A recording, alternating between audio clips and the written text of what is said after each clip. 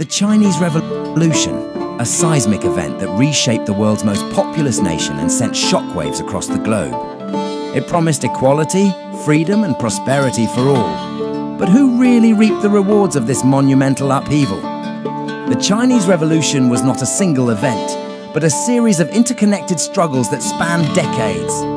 It began in the early 20th century with the collapse of the Qing dynasty in 1911, followed by a period of warlordism and the rise of competing political factions. The Kuomintang, or Nationalist Party, briefly unified the country in the 1920s, but soon found itself locked in a bitter struggle with the Communist Party of China. This conflict culminated in a full-scale civil war from 1946 to 1949, ending with the communist victory and the establishment of the People's Republic of China on October 1st, 1949. Mao Zedong, the charismatic leader of the Communist Party, declared that the Chinese people had finally stood up. The revolution promised to overturn centuries of feudalism, end foreign domination, and create a socialist utopia where every citizen would be equal. The new government vowed to redistribute land, industrialize the economy, empower women, and improve education and healthcare for all. These were lofty goals that resonated with millions of Chinese who had suffered under the old system.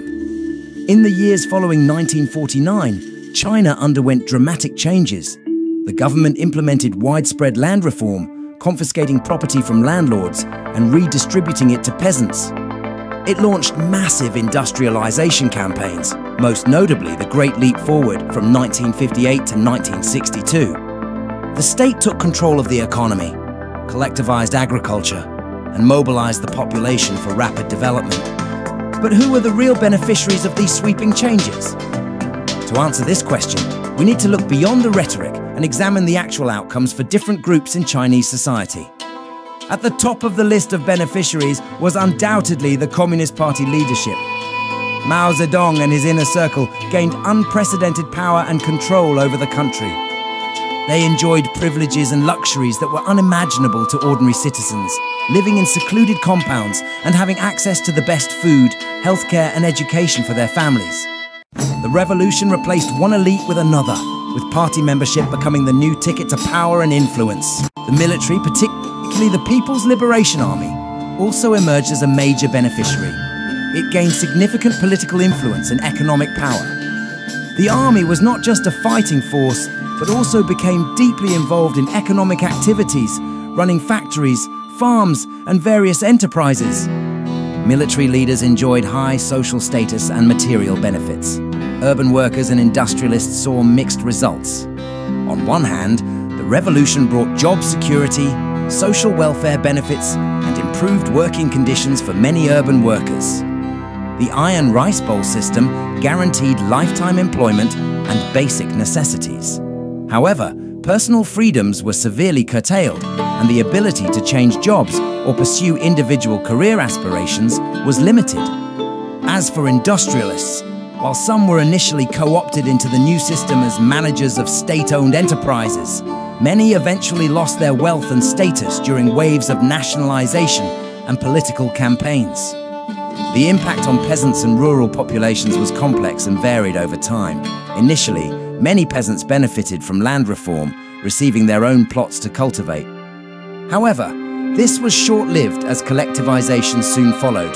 The Great Leap Forward, intended to rapidly modernize China's agricultural and industrial sectors, led to a catastrophic famine that claimed millions of lives, primarily in rural areas. In the long term, rural China lagged behind urban areas in development, creating a significant urban-rural divide that persists to this day. Women saw significant advancements in legal rights and social status, at least on paper. The famous slogan, "Women hold up half the sky," reflected the Communist Party's commitment to gender equality. Laws were passed banning practices like foot binding and arranged marriages. Women were encouraged to join the workforce and participate in political life. However, traditional attitudes persisted, and women often faced a double burden of work outside and inside the home. The one-child policy, implemented later in 1979, also had disproportionate effects on women. Minority groups experienced a complex set of outcomes. The revolution promised autonomy and equality for China's many ethnic minorities.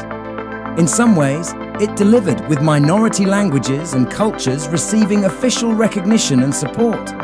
However, the drive for national unity often trumped respect for diversity. Many minority regions, such as Tibet and Xinjiang, saw influxes of Han Chinese settlers and attempts at cultural assimilation, leading to tensions that continue to this day. The long-term consequences of the Chinese Revolution were profound and far-reaching. China transformed from a primarily agrarian society to an industrial powerhouse. Literacy rates soared, and basic healthcare became widely available. The country regained its position as a major world power, culminating in economic reforms from 1978 onwards that lifted hundreds of millions out of poverty. However, these achievements came at a tremendous human cost. The Great Leap Forward and the Cultural Revolution in particular caused immense suffering and loss of life. Political repression, censorship, and human rights abuses became entrenched features of the system.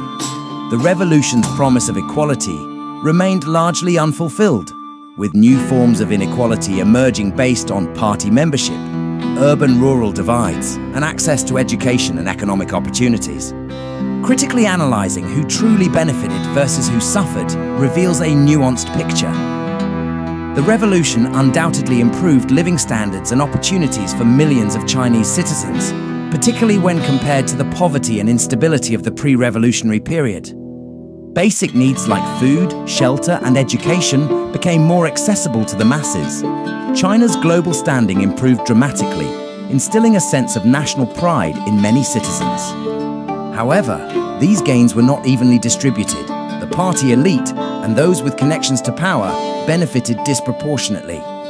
The system of guanxi, or personal relationships, became crucial for accessing opportunities and resources.